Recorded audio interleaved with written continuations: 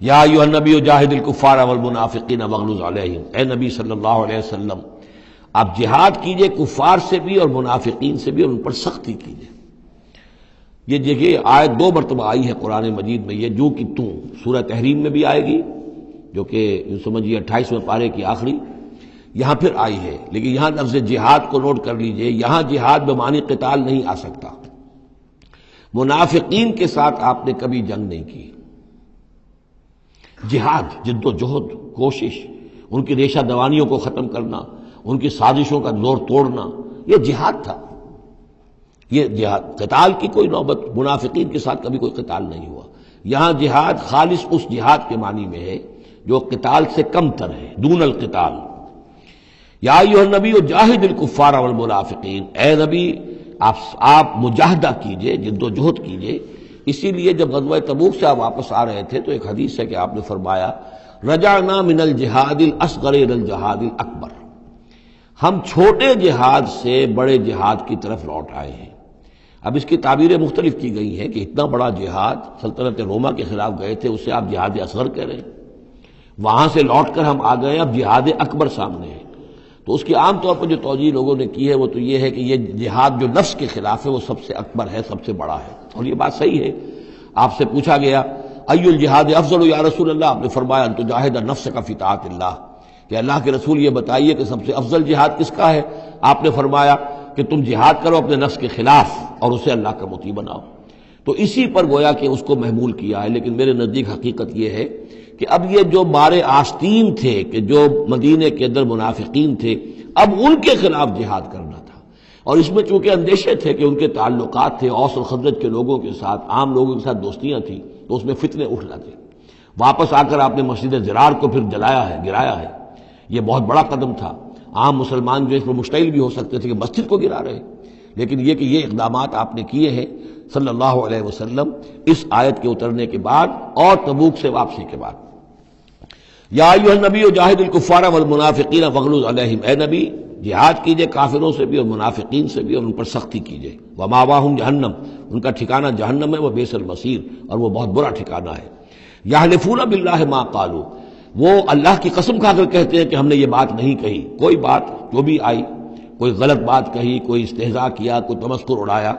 وَلَقَدْ قَالُوا كَلِمَةَ الْكُفْرِ، حالانکہ انہوں نے کہا ہے کفر کا کلمہ۔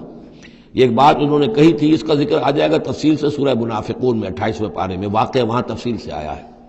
تو لیکن یہ کہ کسی نوجوان نے آ کر حضور کو بتا دیا کہ اس نے یہ کہا ہے، اب حضور نے طلب فرمایا، انہوں نے کہا نہیں یہ بالکل جھوٹ بولتا ہے اس نے، یہ اور اس نے خواہ جو ہے فتنہ اٹھانے کی کوشش کی ہے۔ تب یہ آیت نازل ہوئی، اللہ نے اس نوجوان کو سچا کیا اس آیت کے ذریعے سے کہ جھوٹ وہ عبداللہ ابن ابی بول رہا ہے، یہ نوجوان نہیں بول رہا۔ یحلفون باللہ ما قالوا، وہ قسم کھا رہے ہیں اللہ کی کہ ہم نے وہ بات نہیں کہی۔ وَلَقَدْ قَالُوا كَلِمَةَ الْكُفْرِ، حالانکہ انہوں نے کہا کلمہ کفر۔ وَكَفَرُوا بَعْدَ إِسْلَامِهِمْ، اور وہ اپنے اسلام کے بعد کفر منکر ہو چکے، کفر کر چکے۔ وَهَمُّوا بِمَا لَمْ يَنَالُوا، اور انہوں نے ارادہ کیا تھا اس شے کا کہ جس کو وہ حاصل نہ کر سکے۔ یہ ایک خاص واقعہ ہوا تھا کہ جب تبوک سے واپس آپ آ رہے تھے تو ایک موقع پر آپ عام راستے سے، قافلے سے ذرا ہٹ کر ایک پہاڑی راستے کی طرف سے آپ کا گزر ہوا، اور وہ تنگ راستہ تھا، وہاں سے بس ایک ہی اونٹ ایک وقت میں گزر سکتا تھا۔ حضور کے ساتھ 2 آپ کے صحابہ تھے۔ وہاں ان لوگوں نے کوشش کی، منافقین نے، کچھ لوگ تھے کہ جنہوں نے اپنے ڈھاٹے باندھ لیے کہ پہچان میں نہ آئے، اور رات کی تاریکی میں انہوں نے ہاتھ چلایا، چاہتے تھے کہ حضور کو شہید کر دیں۔ بہرحال وہاں پر جو ہے کسی طریقے سے جو 2 آپ کے جانثار ساتھی تھے انہوں نے انہیں کھدیڑا، مار کر بھگایا۔ پھر حضور نے ان کو بتا بھی دیا تھا، جن میں حضرت حذیفہ ابن یمان بھی تھے رضی اللہ تعالی عنہ، اور حضرت عمار تھے، عمار ابن یاسر۔ ان دونوں کو بتا دیا تھا کہ فلاں فلاں نام ہے، یہ فلاں فلاں منافق ہے، لیکن یہ میرا راز رہے گا تمہارے پاس، تم نے یہ نام کسی کو بتانے نہیں ہے۔ یہ اسی لیے حضرت حذیفہ کا نام پڑ گیا تھا صاحب سر النبی، نبی کا ایک راز ہے ان کے پاس، نبی کے ایک رازدان، وہ حضرت حذیفہ ابن یمان۔ وَهَمُّوا بِمَا لَمْ يَنَالُوا، انہوں نے تو ارادہ کیا تھا وہ چیز جو وہ حاصل نہ کر سکے۔ وَمَا نَقَمُوا إِلَّا أَنْ أَغْنَاهُمُ اللَّهُ وَرَسُولُهُ، اور یہ نہیں انتقام لے رہے مگر اس شے کا کہ اللہ نے اور اس کے رسول نے انہیں غنی کر دیا ہے۔ اللہ اور ان کا رسول ان کی طلب مال کو دیکھ کر انہیں صدقات میں سے، مال غنیمت میں سے بفراغت دیتا رہا، من فضلہ ہی، اپنے فضل سے۔ وَإِن يَتُوبُوا يَكُ خَيْرًا لَّهُمْ، اب بھی اگر توبہ کر لیں تو یہ ان کے لیے بہتر ہوگا۔ وَإِن يَتَوَلَّوْا، اور اگر وہ پیٹھ موڑیں گے یعذبہم اللہ عذابا علیما، اللہ انہیں عذاب دے گا بہت دردناک عذاب، فی الدنیا والآخرہ، دنیا میں بھی اور آخرت میں بھی، وما لہم فی الارض من ولی ولا نصیر، اور پوری زمین میں ان کے لیے نہ کوئی ولی ہوگا، پشت پناہ ہوگا، مددگار ہوگا، اور نہ ہی کوئی حامی ہوگا۔ ومنہم من عاہد اللہ، اب یہ وہ 3 آیتیں آ گئی ہیں جو میری تقریروں میں بہت مرتبہ آئی ہیں، ہم مسلمانان پاکستان کے لیے خاص لمحہ فکریہ ہیں۔ مدینے کے منافقین کی ایک خاص قسم کا تذکرہ ہو رہا ہے۔ وَمِنْهُمْ مَنْ عَاهَدَ اللَّهُ، ان میں سے وہ لوگ بھی ہیں جنہوں نے اللہ سے عہد کیا تھا، لَئِنْ آتَانَا مِنْ فَضْلِهِ، اگر اللہ ہمیں اپنے فضل سے نواز دے گا، غنی کر دے گا، دولت دے دے گا، دولت مند کر دے گا، لَنَصَّدَّقَنَّ وَلَنَكُونَنَّ مِنَ الصَّالِحِينَ، ہم خوب صدقہ خیرات کریں گے اور نیک بن جائیں گے۔ فَلَمَّا آتَاهُم مِنْ فَضْلِهِ، جب اللہ نے انہیں نواز دیا اپنے فضل سے، غنی کر دیا، بَخِلُوا بِهِ، اب اس دولت کے ساتھ بخل کیا، وَتَوَلَّوْا وَهُمْ مُعْرِضُونَ، اور پیٹھ موڑ لی اور اعراض کیا، فَعَاقَبَهُمْ نِفَاقًا فِي قُلُوبِهِمْ، تو اللہ نے سزا کے طور پر ڈال دیا ان کے دلوں میں نفاق۔ عاقبہم، عقوبت، سزا۔ دنیا میں نقد سزا یہ ملتی ہے اللہ سے کوئی وعدہ کر کے پھر جانے کی کہ نفاق جو ہے وہ دل میں پیدا ہو جاتا ہے۔ یہ نفاق ہے پاکستان کے مسلمانوں کا روگ۔ پاکستان بنایا تھا، پاکستان کا مطلب کیا؟ لا الہ الا اللہ۔ ہندوستان کے مسلمان نے ووٹ دے کر اپنا فرض کفایہ ادا کر دیا کہ جاؤ بھائی، تم جو ہم پہ گزرے گی سو گزرے گی، تم جاؤ اور اسلام قائم کرو۔ ہم نے کیا کیا ہے؟ 50 برس سے زائد ہو گئے، کیا کیا ہے؟ اسلام کہاں ہے؟ یہ بے وفائی، یہ بد عہدی، اس کا نتیجہ کیا ہے؟ 3 نفاق ہیں جو اس قوم کے اوپر مسلط ہو گئے۔ نفاق باہمی، اب وہ قوم نہیں رہی، قومیتوں میں تحلیل ہو چکی ہے، اب عصبیتیں ہیں، صوبائیت ہے، لسانیت ہے، اور نہ معلوم کیا کچھ ہے، فرقہ واریت ہے۔ دوسرے، کردار کا بیڑا غرق ہو گیا۔ آیت المنافق ثلاث، حضور نے فرمایا منافق کی 3 نشانیاں ہیں، جس میں یہ تینوں چیزیں ہیں، خواہ وہ انسامہ وصلہ، چاہے روزہ رکھتا ہو، نماز پڑھتا ہو، اپنے آپ کو مسلمان سمجھتا ہو، وہ منافق ہے۔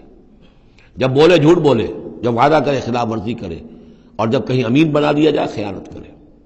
وہ دیکھ لیجئے اپنی قوم کو، جو جتنا بڑا ہے الا ماشاء اللہ، ایکسیپشنز پروو دی رول، قانون یہی ہے، جو جتنا بڑا اتنا ہی جھوٹا، اتنا ہی خائن، اور اتنا ہی وعدہ خلاف۔ اور تیسرا اور میرے نزدیک سب سے بڑا نفاق جو ہے وہ ہمارے دستور میں ہے۔ The most sacred document of a state is the constitution۔ اور منافقت کا پلندہ ہے کہ ایک ہاتھ سے اسلام داخل کرتے ہیں، دوسرے سے نکال دیتے ہیں۔ ایک دفعہ دیکھیں تو اسلام ہی اسلام، کیا اللہ، اتنی بڑی بات۔ No legislation can be done repugnant to the Quran and the Sunnah۔ اتنی بڑی بات، یہ تو معلوم ہوتا ہے کہ سورہ الحجرات کی پہلی آیت کا ترجمہ کر کے دستور میں لکھ دیا، لیکن اس کے ساتھ ہی اس کے اوپر کوئی اس پہ عمل کرنا ضروری نہیں ہے، وہ لکھی رہے گی بس۔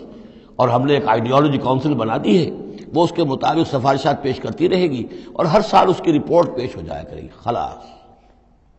کوئی اس میں سینکشن نہیں، کوئی اس کے نافذ کرنے کی کوئی ذمہ داری نہیں، کوئی پابندی نہیں۔ فیڈرل شریعت کورٹ، کیا کہنے ہیں فیڈرل شریعت کو، بڑے بڑے چوٹی کے علماء، اور کیا کیا تنخواہیں ان کو ملی ہیں، اور کیا کیا مراعات ملی ہیں، وہ سب کچھ ہے، لیکن صورت کیا ہے؟ دستور پاکستان بھی تمہارے دائرے سے خارج، عدالتی قوانین بھی تمہارے دائرے سے خارج، یہاں تک کہ آئلی قوانین بھی تمہارے دائرے سے خارج، مالی قوانین بھی 10 سال کے لیے خارج۔ تو کیا کرو گے بیٹھ کے؟ تنخواہیں لو اور ایکسرسائز ان فیوٹیلیٹی وقت گزارو، اللہ اللہ خیر صلی اللہ۔ منافقت میرے نزدیک اس پوری دنیا کے اندر شاید دستور کی سطح پر ایسی منافقت کہیں اور موجود نہ ہو۔ یہ ہے ہمارا روگ اصل۔ فَعَاقَبَهُمْ نِفَاقًا فِي قُلُوبِهِمْ، تو اللہ نے عقوبت کے طور پر، سزا کے طور پر ان کے دلوں میں نفاق پیدا کر دیا، إِلَىٰ يَوْمِ يَلْقَوْنَهُ، اور یہ نفاق اب رہے گا اس دن تک جس دن کے یہ ملاقات کریں گے اللہ سے۔ یہ کانٹا ان کے دلوں سے نکلے گا نہیں۔ بما اخلف اللہ ما وعدوہ، بسبب اس وعدہ خلافی کے جو انہوں نے اللہ سے کیا، وبما كانوا يكذبون، اور بسبب اس جھوٹ کے جو انہوں نے بولا۔ الم يعلموا ان اللہ يعلم سرهم ونجواهم، کیا انہیں یہ معلوم نہیں ہے کہ اللہ تعالیٰ ان کی چھپی اور کھلی چیزوں کو، چھپی چیزیں اور جو نجوا کرتے ہیں یہ لوگ بیٹھ کر آپس میں سازشیں کرتے ہیں، اللہ ان سے واقف ہے۔ وَأَنَّ اللَّهَ عَلَّامُ الْغُيُوبِ، اللہ تعالیٰ تو تمام غیب کا جاننے والا ہے۔ الذین یلمزون المطوعین من المؤمنین، یہ لوگ کہ جو اہل ایمان میں سے جو بھی نیکی کی کوشش کرتے ہیں اپنی طرح دل سے اپنی امکانی حد تک ان کے اوپر طعن کرتے ہیں، استہزاء کرتے ہیں۔